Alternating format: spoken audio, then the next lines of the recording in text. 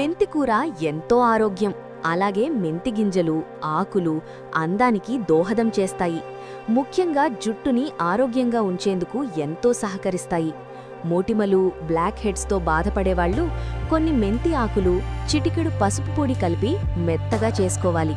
ఈ మిశ్రమాన్ని ముఖానికి రాసుకుని కాసేపయ్యాక కడిగేసుకోవాలి. ఇలా తరచూ చేస్తుంటే సమస్య తగ్గుముఖం పడుతుంది. అలాగే మెంతి గింజల్ని నానబెట్టి మెత్తగా చేసి ఆ మిశ్రమాన్ని రాత్రి ముఖానికి రాసుకుని ఉదయాన్నే గోరువెచ్చటి నీళ్లతో కడుక్కున్నా మొటిమలు తగ్గుతాయి. మెంతి గింజల పేస్టు, పాలు కలిపి రాసుకున్నా ముఖంపై వచ్చే గీతలు, చారల్లాంటివి పోగొట్టుకోవచ్చు. మెంతి గింజలు జుట్టుకు చేసే మేలు ఇంతా అంతా కాదు. కొబ్బరి నూనెలో మెంతి గింజలు కలిపి ఆ నూనెతో తరువాత గోరువెచ్చని నీళ్లతో స్నానం చెయ్యాలి. ఇలా తరచూ చేస్తే జుట్టు రాలడం తగ్గుతుంది.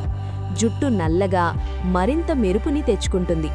ఇలా చేయడం వల్ల వయసు పెరగడం లేదా వాతావరణంలో మార్పుల వల్ల జుట్టు తెల్లగా, నిర్జీవంగా మారడం తగ్గుతుంది. మెంతి గింజల మిశ్రమాన్ని రోజూ మాడుకి పట్టిస్తే చుండ్రు సమస్య కూడా త్వరగా తొలగిపోతుంది. తింటే చేదుగా ఉండే ఆవాలు వంటల్లో వేసుకుంటే కమ్మని రుచిని, సువాసనని ఇచ్చే మెంతులు వంటింటిని వైద్యశాలగా మార్చే మహామహిమాన్విత శక్తిమంతులు. వాతవ్యాధుల్ని, కుష్ఠురోగాన్ని పోగొట్టడంలో మెంతులు ప్రసిద్ధి. జ్వరాలను తగ్గించి ఆకల్ని పుట్టిస్తాయి. అన్నం మీద ఇష్టతను కలిగిస్తాయి. శరీరంలో వేడిని పుట్టిస్తాయి. ఉల్లిపాయ ముక్కల్ని, నానిన మెంతుల్ని కలిపి యథాతథంగా 2 పూటలా తింటే జిగట విరేచనాలు తగ్గుతాయి. నానిన మెంతుల్ని నమలకుండా మింగేస్తే అమీబియాసిస్ వ్యాధికి మంచిదని ఆరోగ్య నిపుణులు చెబుతున్నారు. రక్త విరేచనాలకు మెంతుల్ని నీళ్లలో వేసి కాచి పంచదార కలుపుకొని తాగితే వెంటనే ఫలితం కనిపిస్తుంది.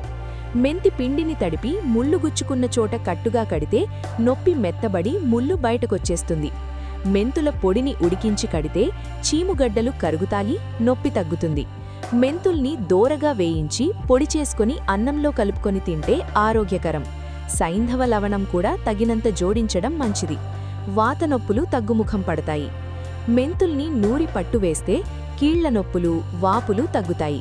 నానబెట్టి, మొలకగట్టి, ఎండబెట్టిన మెంతులు 1 పాలు, ముడిపెసలు 6 పాళ్ళు కలిపి నానవేసి కొంచెం మొలక వచ్చాక రుబ్బి తగినంత ఉప్పు, కారం వేసి రొట్టెగా చేసి ఇస్తే చిక్కిపోతున్న పిల్లలకు, మధుమేహ రోగులకు మంచిది. షుగర్ను తగ్గించే మెంతులు, మధుమేహ వ్యాధిగ్రస్తులు రాత్రి నానబెట్టిన మెంతులు పరగడుపున సేవించిన రక్తంలో గ్లూకోజ్ లెవెల్స్ అదుపులో ఉంచబడతాయి. గుండె జబ్బులున్నవారు సేవించినా కొలెస్ట్రాల్ శాతం తగ్గిస్తుంది. మెంతుల పొడిని పెరుగుతో కలిపి సేవించిన స్త్రీల బట్టంటు వ్యాధులు నయమగును. బాలింతలకు మెంతులు గంజి కాచి ఇచ్చిన స్తన్యం వృద్ధి చెందును. మెన్సెస్ నందు అధిక రక్తస్రావం ఉన్న స్త్రీలు దాల్చిన చెక్క కషాయాన్ని 1 ఔన్సు సేవించిన తీవ్రత తగ్గును. చిన్న ముక్క దాల్చిన చెక్క చప్పరిస్తుండినా నోటి దుర్వాసన తగ్గుతుంది. లైంగిక శక్తి పెంపొందించే గుణం కలదు. మలబద్ధకాన్ని నివారిస్తుంది. అజీర్తిని, కడుపు ఉబ్బరాన్ని తగ్గిస్తుంది. వాము, బెల్లం కలిపి సేవించిన అజీర్తి వల్ల కలిగే దద్దుర్లు నశించును.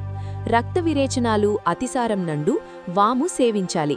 జలుబు, రొంప వలన ముక్కు మూసుకుపోయి శ్వాస పీల్చుటకు కష్టంగా ఉన్నచో 1 టీస్పూన్ వాము నూరి చిన్న గుడ్డలో కట్టుకుని వాసన పీల్చిన శ్వాస సులభమగును.